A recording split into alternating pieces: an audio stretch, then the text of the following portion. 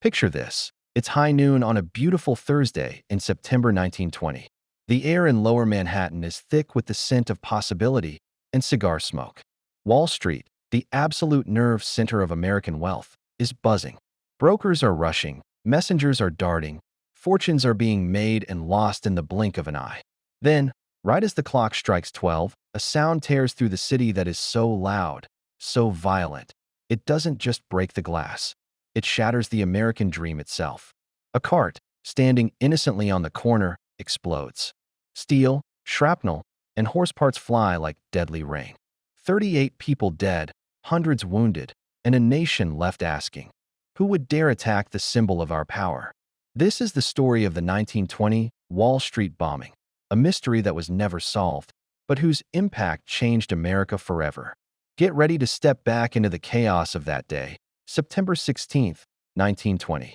It was a crisp, clear morning on September 16, 1920. New York City was already wide awake and running at a breakneck speed that only the roaring 20s could understand. The sun was catching the grand, imposing architecture of the financial district, making the stone and marble glow with the golden light of prosperity. The air was cool, the kind of cool that signals the end of summer and the start of a busy fall season on the trading floor. Everything felt alive. Wall Street itself, just a short, narrow canyon of commerce, was already a spectacle. Thousands of people packed into a few short blocks. You had the high-collar brokers, slicked back hair, expensive suits, carrying their leather briefcases like shields of wealth. They moved with a hurried confidence, talking deals and speculating on the next big stock. Right alongside them were the runners. Young men, mostly immigrants, zipping between the offices and the banks, carrying vital paperwork and messages. They were the circulatory system of the street, their energy providing the essential buzz. Then there were the ordinary folks, the secretaries, the clerks, the bank tellers, all playing their part in the enormous machine of American finance. At the very heart of the district, right on the corner of Wall and Broad Streets, stood the landmarks of power. The formidable, columned structure of the Sub-Treasury building, with the statue of George Washington watching over everything. Directly across from it, the famous corner where J.P. Morgan and Company was housed, a symbol of untouchable financial might. It was a place of rules, order, and immense, concentrated money. Nothing, it seemed, could shake its foundations. The morning had started quietly enough. The stock market had been open for a few hours. The ticker tapes were chattering out the latest prices, a constant, soothing sound of capitalism at work. Inside the offices of Morgan, bankers were deep in negotiations, their attention fixed on the numbers. Outside, the street was a kaleidoscope of activity. Messengers were waiting by the curb, chatting about the Yankees or the latest prohibition rate. A few street vendors were setting up, ready for the lunchtime rush. It was, for all intents and purposes, a beautiful, normal Thursday. No one had any reason to suspect that this ordinary moment would become the most pivotal, terrifying, and unresolved moment in Wall Street history. The mood was optimistic, focused, and utterly oblivious to the silent, deadly cargo that was already moving toward the very center of their world. It was a world about to be instantly and violently split into a before and an after. The clock was ticking toward noon. Most people were starting to think about lunch, maybe a quick sandwich or a cup of coffee before heading back to the afternoon trading session. The sun was now high, casting sharp shadows between the tall buildings. The traffic, mostly horse-drawn carts and a few early automobiles, was moving slowly along the cobblestone streets. Nobody paid much attention to the old, beaten-up bay horse. It was the kind of horse you saw every day in the city, the kind used for hauling goods. It was pulling a small, ordinary wagon, the kind a delivery man or a laborer might use. The man driving it, if anyone had bothered to look, would have been unremarkable, just another face in the endless stream of people trying to make a living in New York. The wagon itself was small and appeared to be carrying something mundane, possibly boxes or scrap metal. In this area, where hundreds of transactions worth millions of dollars were taking place every minute, a simple, dusty wagon was invisible. It didn't belong, but it was easily dismissed. Around 11:50 a.m., the driver guided the horse and cart slowly and deliberately toward the intersection of Wall and Broad. It was the absolute prime spot. directly in front of the imposing Federal Hall and right across the street from the world-famous offices of J.P. Morgan and Company. It was the point where the most influential, wealthy, and powerful people congregated. The driver stopped the cart right on the curb, between the horse-drawn cabs and the stream of pedestrians. This was a time when security wasn't what it is today. You didn't have barriers, metal detectors, or armed guards checking every delivery. Wall Street operated on an implicit trust in the system and a belief in its own invincibility. People were too busy making money to worry about a random wagon. They probably figured the driver was just making a delivery to one of the nearby bank offices or maybe just stopping for a smoke before the noon rush. The driver, having positioned the wagon perfectly, calmly stepped down. He didn't rush. He didn't look nervous. He simply blended back into the flow of foot traffic. He walked away from the scene and disappeared into the crowd on Broad Street. A few seconds later, a messenger named William Flynn saw the man hurrying away, but the sight registered only as a fleeting detail. No alarm bells went off. The horse remained hitched to the cart, standing there patiently, oblivious to the fact that it was the final, unknowing element in a deadly, meticulously planned equation. The cargo it pulled was not scrap or boxes, but roughly 100 pounds of dynamite and about 500 pounds of heavy, jagged iron slugs, designed to act as shrapnel, a lethal, homemade cannon aimed directly at the heart of American finance.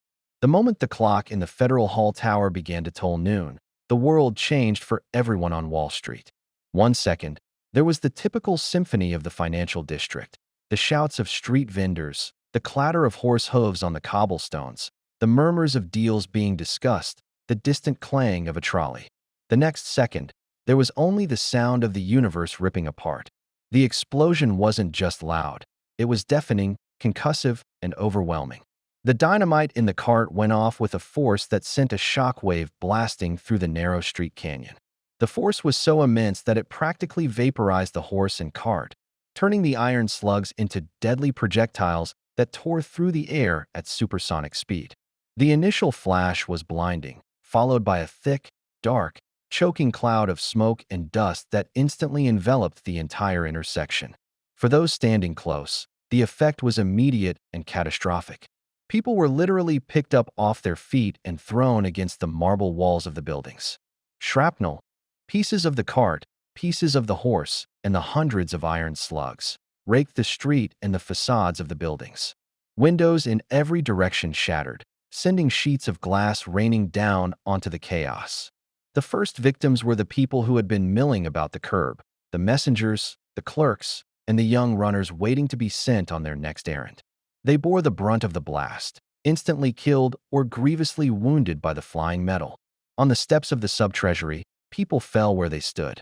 Across the street, the massive, thick plate glass windows of J.P. Morgan and Company bowed inward and then exploded. Inside the bank, men were thrown from their desks, coated in dust and blood. The sound of the explosion echoed for miles, but the aftermath was marked by a sudden, terrifying silence, broken almost immediately by screams and the sounds of falling debris. The street was transformed in an instant. What had been a vibrant center of commerce was now a scene of utter devastation. Bodies lay scattered, still and bloody, amidst the broken glass, shattered stone, and the horrific remnants of the horse and cart. The air tasted of gunpowder and pulverized earth. For the survivors, the sheer, sudden violence was impossible to process. They stood stunned, deafened, and covered in dust, trying to understand what terrible, impossible thing had just happened in the very center of their secure world. The attack on Wall Street was not an accident. It was a declaration of war. The cloud of smoke and dust took agonizing seconds to dissipate, but when it finally cleared, the scene revealed was one of absolute carnage. The street looked like a war zone. The beautiful stone facade of J.P. Morgan and Company was pockmarked with hundreds of dents from the flying metal. Above the chaos, the clock on the Federal Hall still showed 12 o'clock, frozen in time. The first response wasn't from the police or fire department. It was from the people who survived. For a moment, everyone was paralyzed, their ears ringing, their minds refusing to accept the reality of the destruction. Then, instinct took over. The noise, the smoke, and the sheer number of injured people snapped the survivors into action. Men in expensive suits, their clothes torn and covered in blood, began ripping up their neckties to use as tourniquets. Bank clerks and secretaries, moments before typing letters and filing documents, were now scrambling over debris to reach the wounded. There was no distinction between rich and poor in that moment. Everyone was just a citizen trying to help another. Inside the Morgan Bank, the iconic, heavy bronze chandelier had been twisted by the blast, but miraculously hadn't fallen. Thomas W. Lamont, a top partner at Morgan who was inside the building at the time, immediately took charge. He was a pillar of calm amidst the panic. He directed staff to treat the wounded inside the banking hall, which offered some shelter from the chaos outside. The most shocking sight was the area immediately surrounding the blast point. The horse was gone, reduced to bloody remnants. The injured were sprawled everywhere. One of the most common injuries wasn't just lacerations from shrapnel, but deep punctures from the heavy metal slugs, which had the force of bullets. It was clear this wasn't an accident. This was targeted, intentional murder on a massive scale. Within minutes, the distant sound of police whistles and fire engine sirens began to pierce through the sustained wails of the injured. Policemen who were on patrol a few blocks away rushed to the scene. The police immediately began pushing back the rapidly growing crowds of curious onlookers who were trying to surge into the area.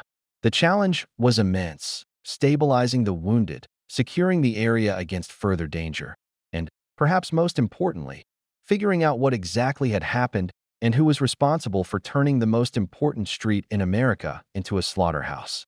The smell of dynamite, burning cloth, and blood hung heavy in the air, a stark, terrible reminder that American soil was no longer safe. As the first wave of ambulances and medical wagons arrived, the true human cost of the attack began to be realized. The dead were laid out carefully on the sidewalk or covered with makeshift shrouds made from coats or newspapers. 30 people were confirmed dead immediately. Over the next few days, that number would climb to 38, as the most gravely injured succumbed to their wounds. The injured list stretched into the hundreds. The victims were not the titans of finance, the famous millionaires whose names made the headlines. They were the everyday workers, clerks, messengers, young women taking their lunch break, a few police officers, and a handful of older men who were merely passing by. The Wall Street bombing was an attack on the machinery of capitalism, but the people who paid the price were its indispensable gears. While the bodies were being recovered and the wounded stabilized, police officers began the grim task of sifting through the debris. They quickly found the evidence that confirmed this was no accident. Hundreds of half-inch cast-iron window sash weights, or slugs, which had been packed into the bomb casing. These were the projectiles that caused most of the immediate fatalities. This level of preparation pointed not to a lone lunatic, but to an organized plot. Then, just as the authorities were securing the perimeter, someone found a small number of printed flyers scattered on the street, some miraculously untouched by the blast. They were poorly printed, red-inked pamphlets signed by a group claiming the name American Anarchist Fighters. The message was stark, angry, and chilling. It read, "Remember, we will not tolerate any longer. Free the political prisoners, or it will be sure death for all of you." The flyers immediately gave the police a prime, though possibly misleading, direction for their investigation. In the climate of 1920, the words anarchist and political prisoners were explosive. The Red Scare was in full swing. America was terrified of Bolsheviks, communists, and anarchists who they believed were trying to overthrow the American way of life. This attack, on the most sacred ground of American capital, seemed to confirm the nation's worst fears. The investigation, which would soon be taken over by the Department of Justice's Bureau of Investigation, the precursor to the FBI, immediately focused on radical groups. The bombing was no longer just a local tragedy. It was a national security crisis, fueled by an undeniable piece of physical evidence and the searing fear of a hidden enemy within. Amidst the confusion and the rush to secure evidence, one man's story stood out, though it was largely ignored at the time. His name was Frank Tannenbaum, a former radical labor organizer who had actually served time in Sing Sing prison. Tannenbaum had a unique understanding of the anarchist and labor movements of the era, and he knew that groups like the ones claiming responsibility often signaled their intentions. Just before the bombing, Tannenbaum had been working in the city, trying to keep a low profile. He had received a series of cryptic, typewritten warning postcards. The postcards were crudely made and delivered through the mail. They contained vague but unsettling threats and revolutionary rhetoric against Wall Street. Crucially, they seemed to anticipate the exact time and location of the attack, though in a riddle-like format. Tannenbaum, unnerved by the messages, had tried to report them to the police in the days leading up to September 16th. But in 1920, Frank Tannenbaum was a known radical. To the police, he was not a concerned citizen. He was a potential suspect, a source of trouble, or simply a nuisance trying to waste their time. His warnings were dismissed, filed away, and largely forgotten until the blast ripped through Wall Street. After the bombing, Tannenbaum again came forward, this time with urgency, presenting the postcards to the investigators. Suddenly, the police were interested. This proved that the attack was planned and that the attackers had possibly broadcast their intentions. The postcards and Tannenbaum's connection to the radical world became a central, confusing, and contradictory piece of the puzzle. However, the police and the Bureau of Investigation were heavily influenced by the hysteria of the Red Scare. They saw the postcards not as a warning that was ignored, but as evidence that Tannenbaum himself might have been involved in the conspiracy, or at least a close associate of the plotters. They grilled him for hours, treating him as a suspect rather than a witness. This tunnel vision, the absolute certainty that the crime must be tied to a foreign, organized communist plot, would unfortunately shape the entire investigation.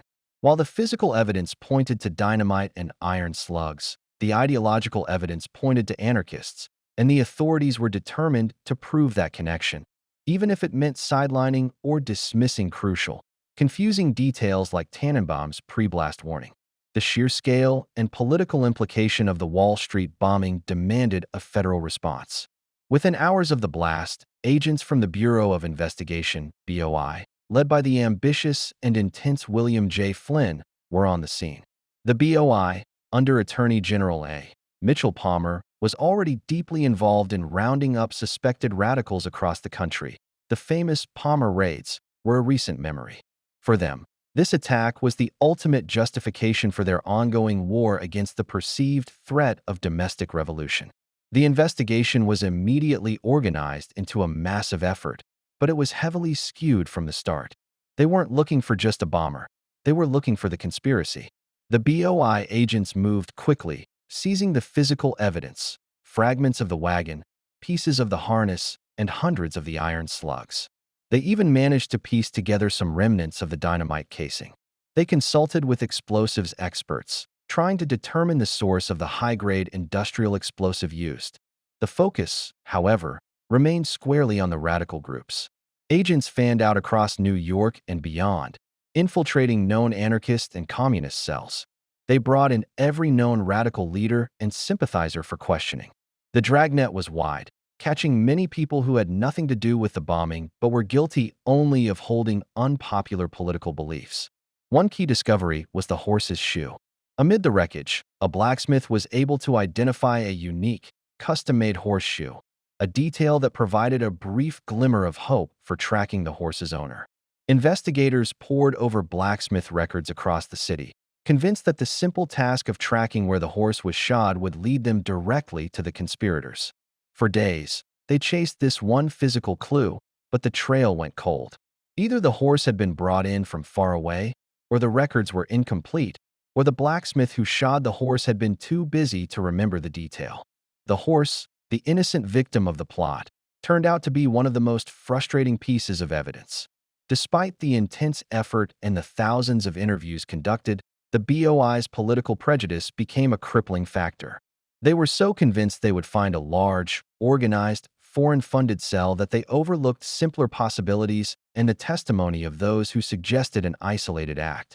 The bombing was a mystery, and the Bureau was determined to solve it using the narrative they already believed in.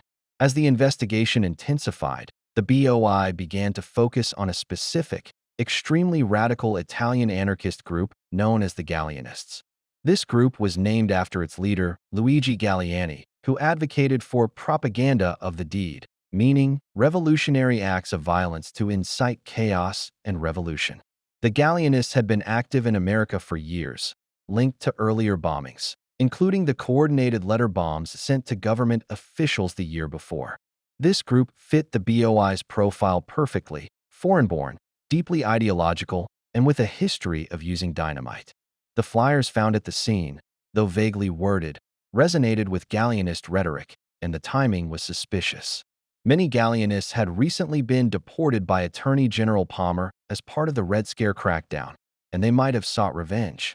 The agents believed that the attack was likely orchestrated by a small, dedicated cell of Galleonists who had gone underground to avoid deportation. They hunted for a man named Mario Buda, who was known to be a bomb maker and a follower of Galliani. Buda had previously used similar explosive devices, and rumors circulated that he might have been the one who drove the cart. Investigators pieced together accounts from witnesses who described the driver of the wagon: a man in dark clothing, average height, unremarkable. The descriptions were hazy, but Buda fit the vague profile. The hunt for Mario Buda became the main focus, a relentless chase that spanned multiple states. The BOI tracked down every possible lead, interviewing his known associates and searching his former hangouts. They believed that if they found Buda, they would have the key to the entire bombing conspiracy. However, Buda was elusive. He seemed to have vanished completely off the face of the earth immediately after the bombing. Did he flee the country? Was he hiding in a radical safe house? Despite their intense focus, the BOI could never produce concrete evidence placing Buda at the corner of Wall and Broad on that specific day, or directly linking him to the purchase of the dynamite and the iron slugs. The case against the Galleonists was strong circumstantial evidence, resting heavily on their ideology and their previous actions, but legally, it was a dead end without the bomber himself. The fear of the Galleonists was palpable across America, but fear was not proof. While the government was engaged in a desperate and often misguided hunt for the bombers, Wall Street itself had to react. The attack was meant to paralyze the financial system, to show that the centers of capital were vulnerable. But the reaction of the titans of finance was immediate, defiant, and purely capitalistic. J.P. Morgan and Company, the primary target, acted with remarkable speed. Despite the damage to its headquarters, its windows blown out, its interior coated in dust and shrapnel, the cleanup began almost immediately. Within hours of the explosion, bank employees were seen sweeping up broken glass and repairing essential fixtures. The message they sent was clear: you cannot stop the engine of American commerce. Perhaps the most famous detail from the aftermath involved the building's exterior. Hundreds of shrapnel marks, deep gouges and pits, were left embedded in the stone facade of the Morgan Bank. Instead of repairing the damage, the firm made a bold decision. They left the physical scars of the bombing exactly where they were. Those pockmarks became a lasting monument, a defiant declaration that Wall Street had endured the attack and would not be intimidated. They were a silent, stone memorial to the dead and a symbol of the street's resilience. Within 2 days, the New York Stock Exchange was back to full operation. The trading floor, though somber and quieter than usual, opened on time. The message to the anarchists and to the world was that the system could not be stopped. The price of resilience, however, was a total overhaul of security. Before the bombing, security was lax, almost non-existent. Afterward, Wall Street became fortress-like. New regulations were put in place, police presence was dramatically increased, and the movement of goods and people was monitored more closely than ever before. The explosion didn't destroy capitalism, it hardened it. It forced the institutions of finance to acknowledge the modern reality of political violence, fundamentally changing the relationship between the city, the market, and the threat of radical action. The innocent days of open curbs and easy access were gone forever, replaced by suspicion and thick barriers of security. Weeks turned into months, and the initial fury and urgency of the investigation began to fade into a frustrating, grinding stalemate. Despite the massive effort, the high-profile nature of the crime, and the political pressure from Washington, the trail kept going cold. The investigation became an early lesson in the difficulty of tracking decentralized terrorism. Every piece of physical evidence was studied, but none provided a clear link. The iron slugs were common industrial parts, easily purchased from any hardware supplier. The dynamite was a standard commercial type used in mining and construction, again impossible to trace to a single buyer. The unique horseshoe, initially thought to be the key, led to nothing but dead-end stables and disinterested blacksmiths. The horse itself was an ordinary bay, the kind used everywhere. The investigators' focus on radical ideology, while driven by the flyers, often blinded them to other possibilities. They were looking for a grand, centralized conspiracy, a shadowy group meeting in secret to plot the downfall of America. What they might have missed was a smaller, more impulsive, or even singular act of vengeance. The possibility of the bombing being the work of a disgruntled former employee or an isolated, highly motivated individual was quickly discounted because it didn't fit the politically convenient narrative of the Red Scare. The case was assigned to Inspector William J. Burns, who later founded his own famous detective agency. Burns was a relentless investigator, but even his efforts were stymied by the lack of witnesses who could reliably identify the bomber. Hundreds of people saw the wagon, but no one saw the driver clearly enough to give a definitive description. The one key witness, the messenger William Flynn, who saw the man walking away, could only provide vague details. In a city of millions, where anonymity was easy, the bomber had executed his plan with professional precision, leaving behind almost no forensic trace beyond the explosive remnants. The lack of progress quickly led to public criticism. The papers were full of speculation, accusing the police of incompetence and the BOI of political grandstanding. Attorney General Palmer, already facing backlash over the earlier raids, was under immense pressure to deliver a culprit. But the truth was, the investigation was stuck in the mud, hampered by the sheer difficulty of the crime itself and the limitations of 1920s forensic science. The street was cleaned, the glass was replaced, but the mystery of the man who drove the cart remained absolutely intact. Just as the case seemed destined to be filed away as unsolved, a stunning development occurred in late 1921. A man named Edmund Severn, a former vaudeville performer and amateur chemist, was living in poverty in Greenwich Village. He had suffered a nervous breakdown and had spent time in a mental institution. One day, he walked into a New York police precinct and announced that he was the Wall Street bomber. This was the break the authorities had desperately sought. The BOI immediately took over. They questioned Severn intensely, checking his account against the known facts of the bombing. Severn was able to provide remarkably accurate details about the composition of the bomb, the types of materials used, and the layout of Wall Street at noon. He claimed he had parked the cart, lit a long fuse, and walked away, motivated by a mix of anarchist ideas and personal desperation. The investigators were ecstatic. They thought they had their man, the lone wolf radical, driven by madness and ideology. The press was alerted, ready to run the front-page story of the great detective work that finally brought justice to the victims. However, the case against Severn quickly began to fall apart. While he knew many public details of the bombing, he failed crucial tests. He couldn't provide any concrete proof of how he acquired the large quantities of dynamite or the unique iron slugs. More damningly, his account of the timing and the exact movements of the driver contradicted reliable witness statements. He simply didn't match the physical descriptions, and he couldn't convincingly explain the source of the flyers found at the scene. It soon became clear that Edmund Severn was a man suffering from severe mental illness who had become obsessed with the notorious, unsolved crime. He had gathered all the publicly available details from newspaper reports and was seeking attention, or perhaps relief, by claiming responsibility. Despite the tremendous desire of the BOI to close the case, they had to admit that Severn was not their man. He was eventually ruled out and committed to an asylum. The false confession was a heartbreaking setback, reigniting hope only to extinguish it, and further frustrating the investigators who realized how desperately someone wanted this crime solved, even if they had to lie about it. After the Severn debacle, the official investigation into the Wall Street bombing slowly, unofficially, came to a close. There was simply nowhere left to look. The trail was dead. The original theory, that Mario Buda, the Galleonist anarchist, was the likely culprit, remained the strongest possibility, even without concrete proof. It became the accepted, if unproven, conclusion. It is now widely believed by historians and cold case analysts that Mario Buda was indeed the bomber. The evidence, though circumstantial, is compelling. Buda was known to operate a horse and cart for deliveries. He was an expert bomb maker. He used similar materials in other plots, and his disappearance immediately after the bombing was too timely to be a coincidence. He successfully fled the country, reportedly sailing to Italy and never returning to the United States. He lived out the rest of his long life there, never confessing to the crime, but never denying it either.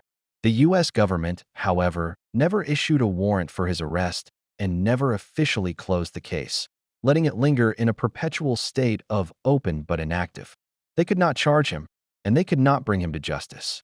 The victims' families were left without the closure of an arrest or a trial.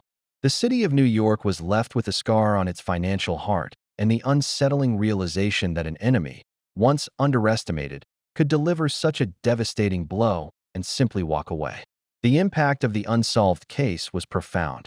It reinforced the paranoia of the Red Scare, contributing to a climate of fear and suspicion that colored American politics for years. It fundamentally changed how security operated in the financial district, making the pursuit of money a far more cautious and protected endeavor. But most importantly, it established one of the most enduring mysteries in American criminal history.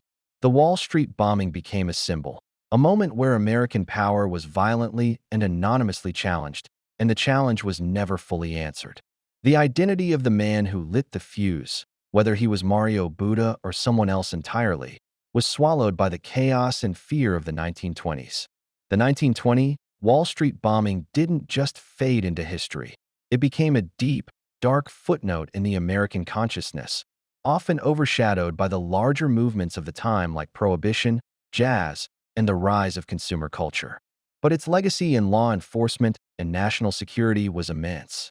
The attack exposed a severe vulnerability in the nation's ability to cope with domestic political violence.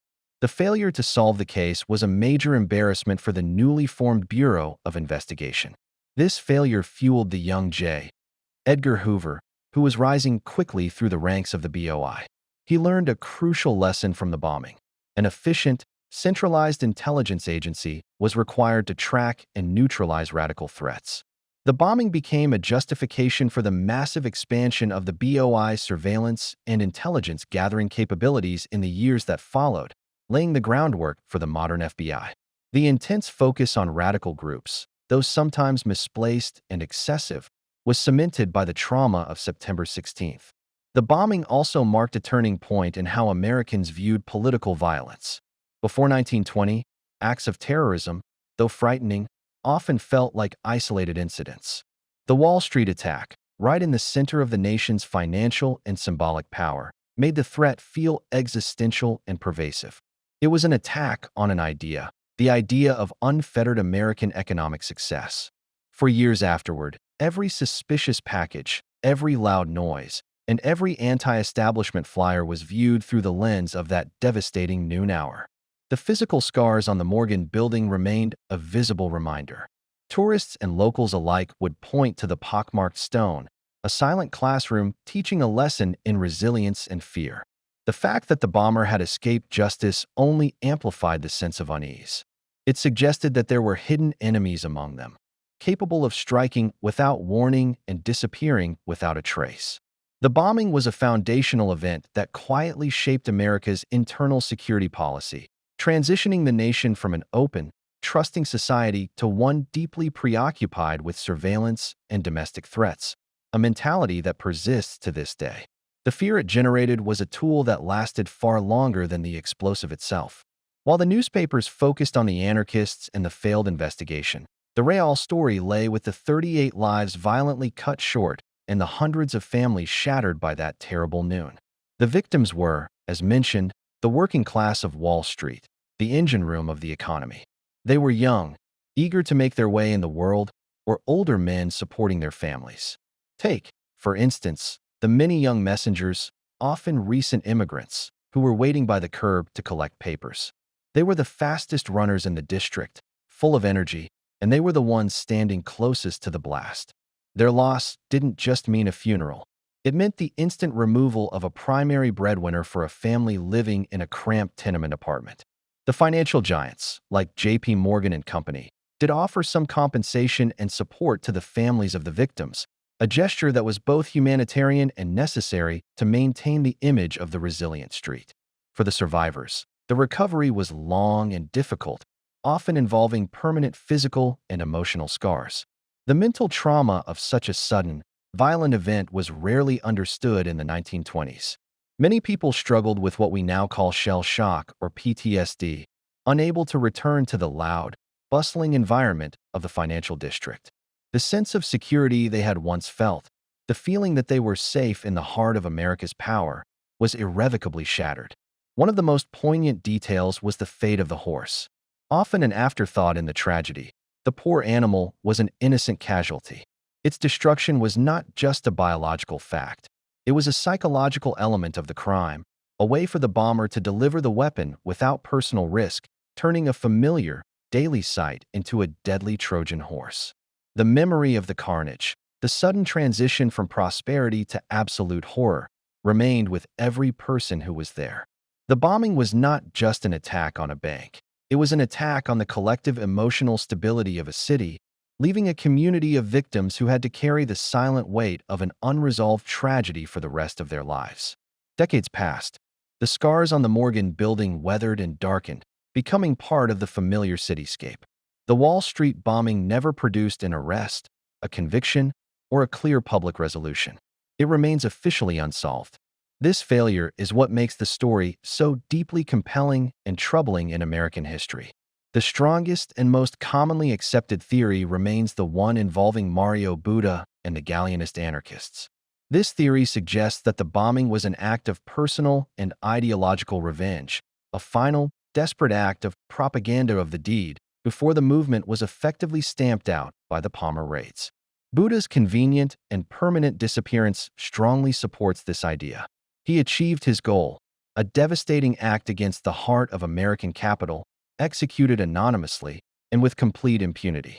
The enduring mystery, however, lies in the sheer brazenness and cold precision of the attack.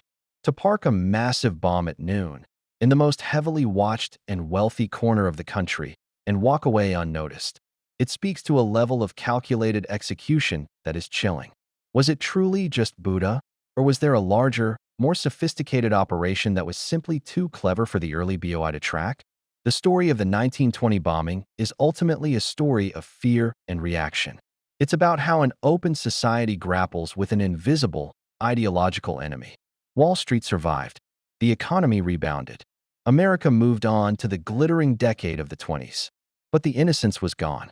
That brief, terrible noon hour on September 16, 1920, permanently scarred the nation's most powerful street, reminding generations that even the strongest symbols of wealth and order are vulnerable to the simplest of weapons, delivered by a man with a hidden agenda and an old horse.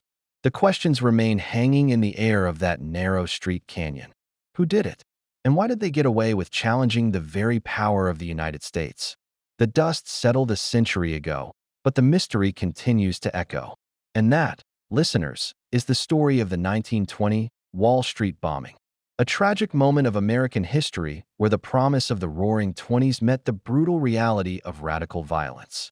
38 lives extinguished, hundreds injured, and a nation left with an open wound of an unsolved crime. Think about that defiant stone wall of J.P. Morgan, still bearing the scars today, a constant, silent memorial to the day commerce was shattered.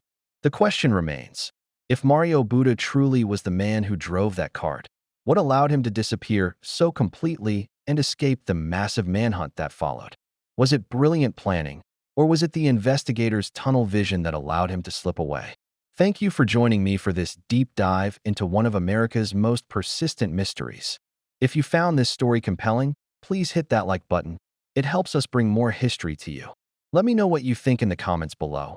Do you believe the anarchists were responsible, or was it someone else? And don't forget to subscribe and turn on notifications so you don't miss our next chapter in history. Until next time.